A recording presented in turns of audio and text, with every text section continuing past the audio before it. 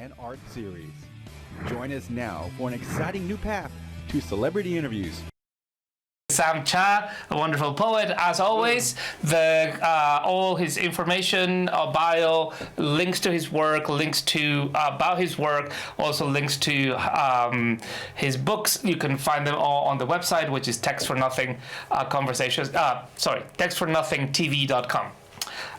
Welcome, and it's wonderful to have you. It's wonderful to be here. So let's start by talking about the idea of characters. There's a in your chapbook, American Carnage. There's a use of characters that is links to the theatrical. Not theatrical in the wrong sense, but like the drama, like a stage, and where characters move, where characters interact. And I was just wanted to ask you where or how did that idea, or how did that come about? Okay, so American Carnage is about partially about mass shootings, right? And so when you are writing about mass shootings, and especially ones that have happened in recent history, such as the ones that I'm writing about, which are the Virginia Tech massacre and Columbine, when you're writing about these like real people who are still alive in people's memories, you kind of have to, like,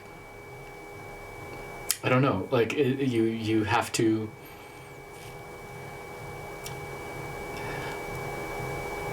On the one hand, like when you're talking about these people, when you're dealing with these people, like there's a part of you that sort of wants to put them at arm's length. Like, right. You would hold a spider or like a snake.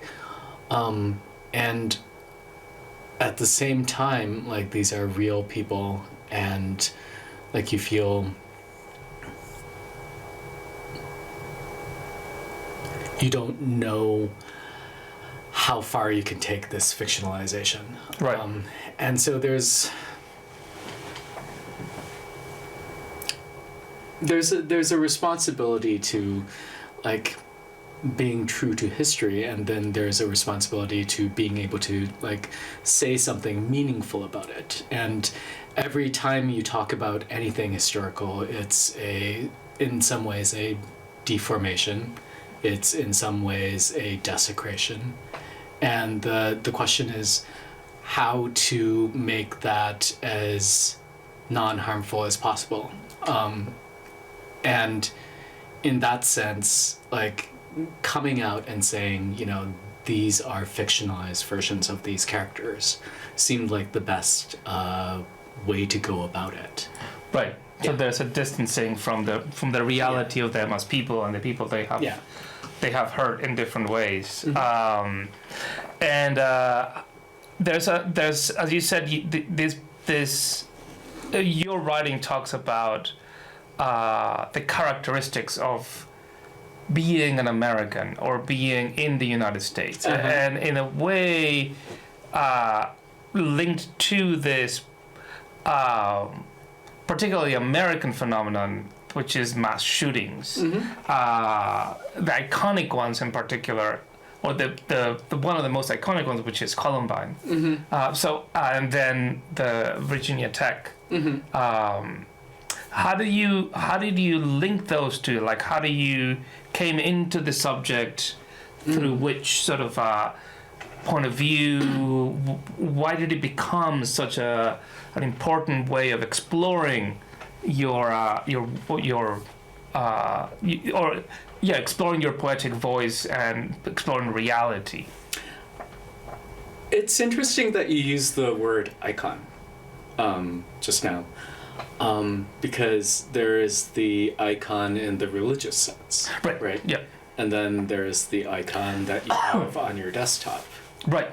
And the icon that you have on your desktop, functions sort of like a religious icon. You interact with it, and it, sends a call somewhere. Right.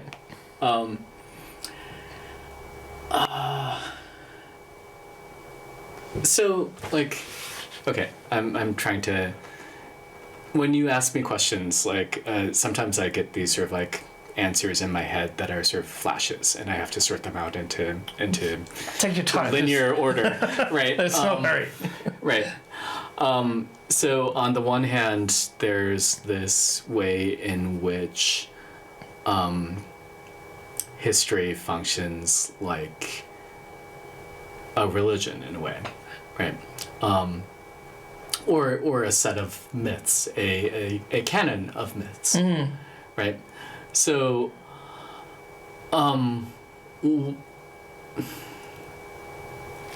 Columbine and Virginia Tech have already sort of passed into, in many ways, passed into the realm of myth. Like one of the ways in which myth functions as myth, right, is as a story that both happened in the past, right, and at the same time is always happening in the present. Right. And in which your life is both mirrored and for which your life is also a mirror, right? And that's kind of what we see happening with mass shootings now. So when you think about it that way, what...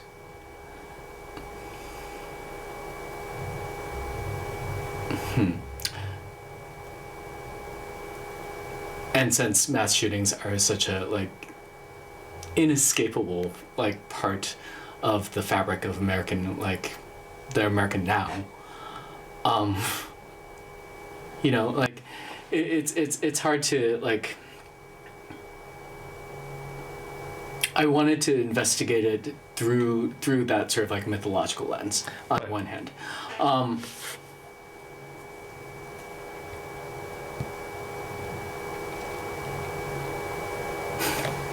I mean, okay, so when we were talking before the show, right?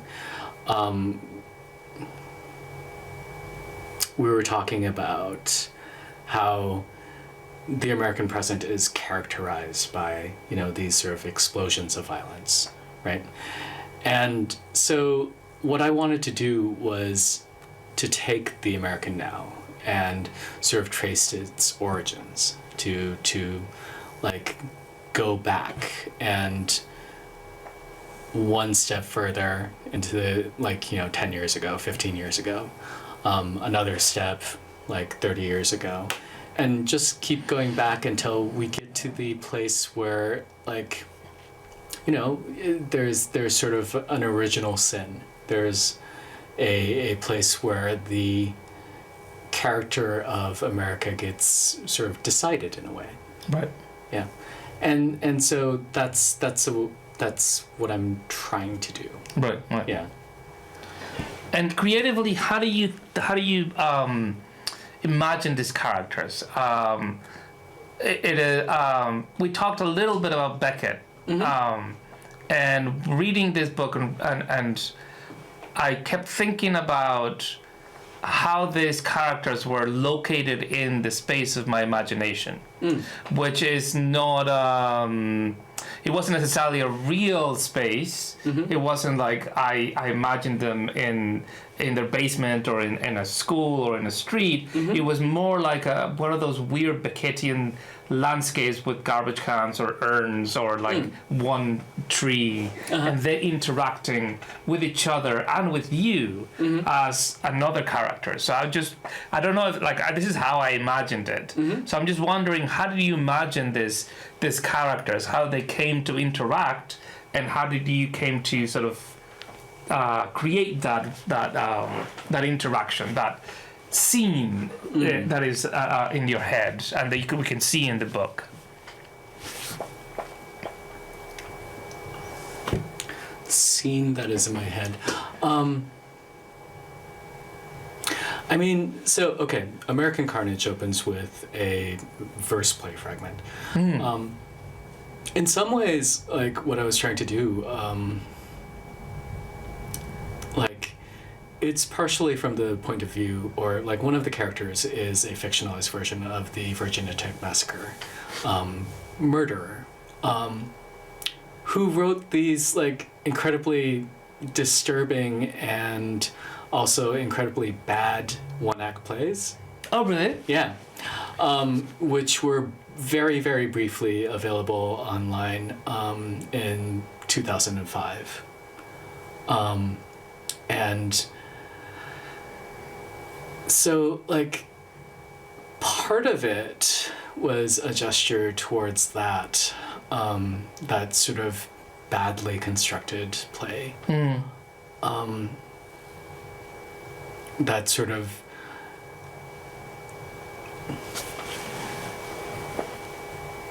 senseless action, right? Which I saw as mirroring, you know, the senselessness or like hard to understandness, hard to graspness of this historical figure's actions. Right. Right. Which made me think about, you know, what this person's head space was like. Right. Which made me, I guess, think of it spatially, because when I think of somebody's mind, I tend to think of it in terms of what it looks like, what Right. what it feels like to be there. Right. Yeah. So I imagined it as a really sort of barren, like place buffeted by. I mean, like in this is very like it's a very like cabinet drama, right? Right. You know, the stage directions contain directions for things that can't happen on a stage. Yes. Yeah. Yeah. So like I wanted that sort of level of, you know, a break with reality to Right. to sort of like get in there. Like another influence was Artaud, right? Right. And his theater of the absurd, like especially the Ubu Roy stuff. Yeah. Yeah. Yeah. And this is really interesting because one other thing that I kept thinking about when reading your work was so you have this creation of this space, and then also you link at some point these characters and the way they think about themselves with Mark Twain's writings, like Huck Finn and Tom Sawyer. Right. And even there's this wonderful parallelism that you do with the style. And so that is something that I also wanted to, because you go into this at length and in very deep ways, and how does, like, there's that idea of, art mirroring reality, all those things, but you go way beyond that in terms of creating their own reality. So that is, you get these characters in their space, but then you also explore how their use of language in particular created their own reality, and you link it to, for example, Tom Sawyer.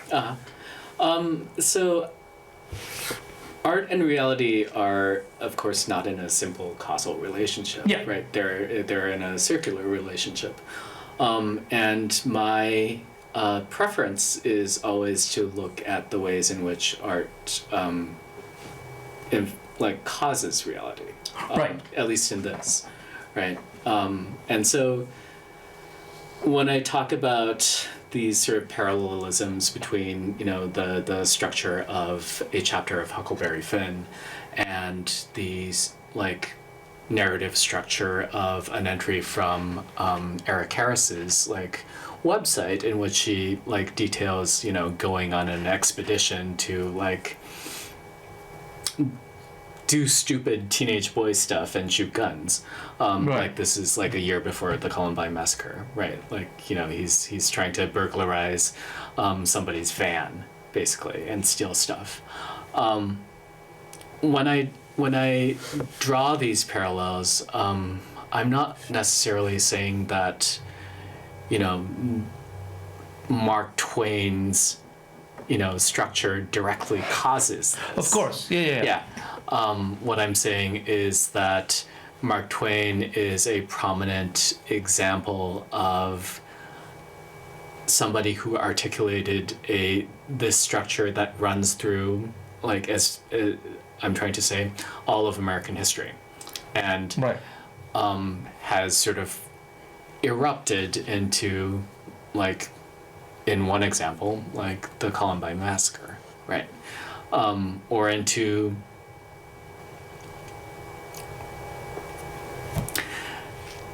like, if you think of people as not necessarily just people, but as temporary, like, moving geological like features, Right. then you can think of maybe some sort of cultural unconscious, let's call it, as that kind of magma chamber, a hot spot that sort of like heats, like, this mind and until it erupts. Right. Yeah. So. And it connects several. Yeah. And it connects and it moves throughout time, and it moves through, and it's going to erupt again, and it shares that. Yes. Yeah. Right. That makes a lot of sense. But you also do a lot of plays with language are important, if I understood it correctly. There's even this wonderful game, or not game, like pun, where you're like, how do you escape a locked room?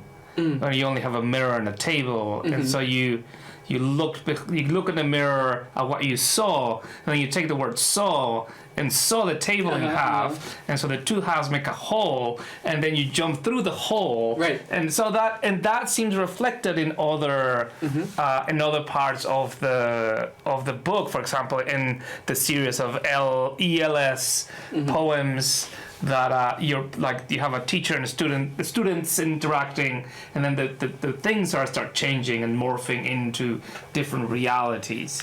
I see. So the ESL poems,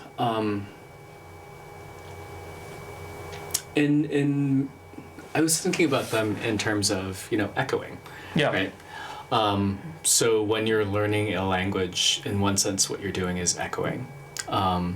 And when you echo a language, what you're doing is you're echoing parts of the history of the language, the cultural assumptions of the language.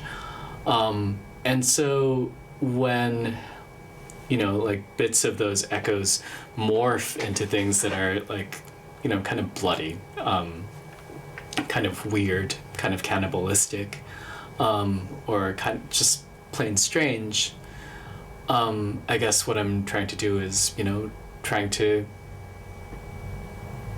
say that, you know, these are parts of, you know, the English language. These are parts of what you absorb when you become human in this culture.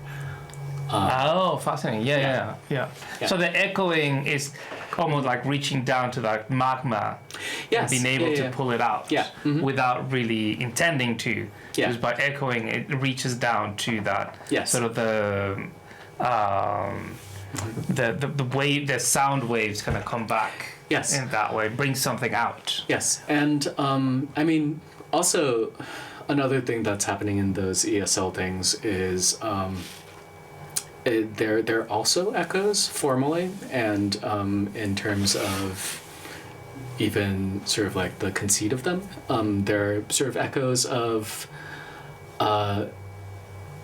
bits of this book called Dictee, written by a distant relative of mine named Teresa Hakkyung-cha, who was a prominent, like, artist and writer in the late 70s, and who was raped and murdered in New York City in the early 80s. And so, like, Dictee is sort of like a seminal text in Asian American studies. And at the time, like when I was writing those poems, I was reading it and I was thinking about the ways in which, I was her echo. I was thinking about the ways in which everybody is somebody else's echo. I was thinking about the ways in which whenever you say a word, any given word, like it can be any word, it's an echo of somebody else, whether you know it or not. Right. Right?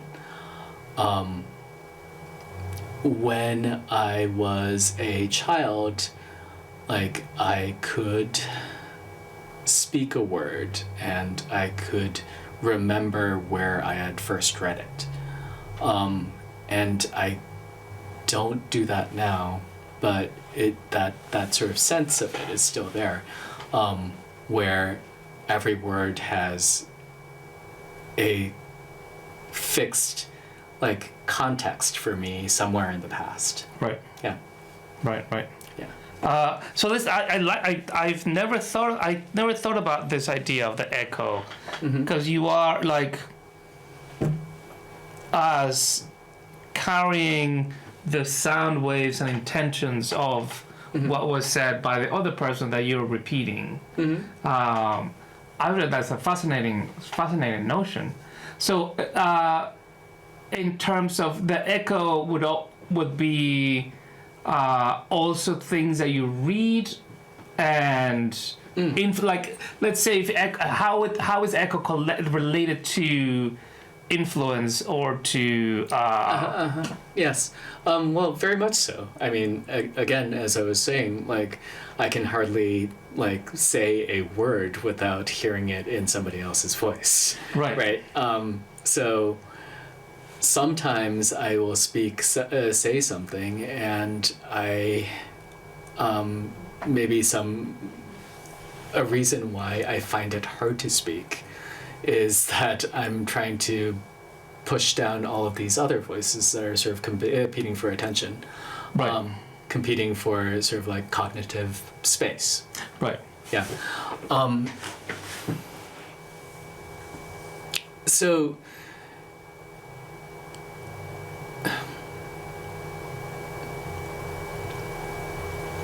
I mean, there's the anxiety of influence idea, from the late Harold Bloom. Yeah. Which is for me the only useful thing that I got out of him. Yeah. I agree. It was the tool that I got out of him. Right. Right, and but at the same time, it's right. Jonathan Lethem has his sort of counter phrase, which is the ecstasy of influence. I'm more on his side. Right. Yeah. What is? I don't know that that idea of the ecstasy of influence. I liked it more. I like it more than anxiety of it. Okay, so the anxiety of influence, as you know, obviously, is the sort of crushing weight of influence, the crushing weight of the idea that everything that you say has been said by somebody else, and how are you going to say it better? Can you ever say it better? Right? Yeah. The ecstasy of influence is, everything that I have said has been said by somebody else. How can I use it? Right. What can I do with it? Right. And how liberating is that you don't have to say anything. You just have to put things together. Right. Which, in a way, is also annoyingly facile, right? Yeah. But it's a useful, alternate mode to have. Right. I feel like I switch between the ecstasy and the anxiety of influence. I oscillate between the two. Right. In this very rapid sine wave. Right. All the time. So because we were talking about how big of a reader you are, and so that how much does you read all the time? Does every single book that you read is an influence in a way, or do you? So how does your creative side is related to your more intellectual side, your reading side? Well, so I've slowed down a little bit, but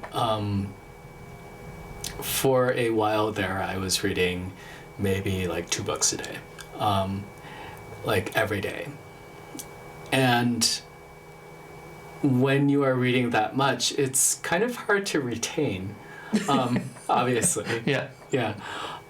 And one thing that I realized was that forgetting was really useful. Like, because when you forget what you've read, you're not like really forgetting it, you know, like you retain some of it, and I like you retain, I'm sure, much more that you can't access. But